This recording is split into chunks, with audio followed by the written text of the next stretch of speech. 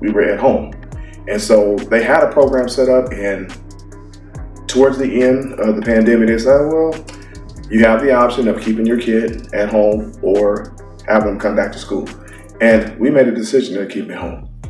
All right. So we kept him at home because of that reason of the bullying. So we pulled him out of school, and now he's homeschooling. That was one of the main reasons that I had got Zakai homeschooled, is because of the school bullying. Because we don't have time for that. You know what I'm saying? We come to school to learn, right? I don't have time for that. I don't have time for their, teacher calling me and principal calling me. And I just don't have time for it. Zakai doesn't have time for it. He comes to school to learn. He doesn't come to school to get bullied. Okay? No, that's a definite no-no. And so towards the end of that transitioning, the bully, he recruited another kid that became a bully. And so that kid tried to bully my son, but he got physical with him.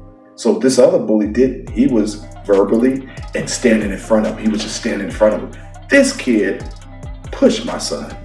And when he pushed my son got him in like this UFC move, boom, took him to the ground, and he came down on him. He came down on, and that was it. Lights out, right?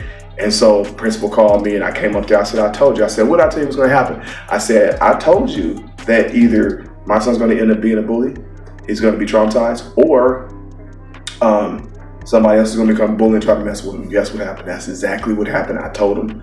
And at that point, when that pandemic hit, boom, that was it. I took him out. All right.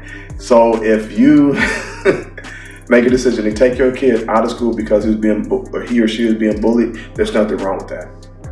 They need needle persistent concentration. And ever since he's been out of school, Zakai has been so happy. He's got his dogs here. He's doing really, really well. He's got a really safe work environment. He's got a love frequency environment. We all love him here. No one knows him there. He acquires some friends, but no one knows him enough to love him like we do.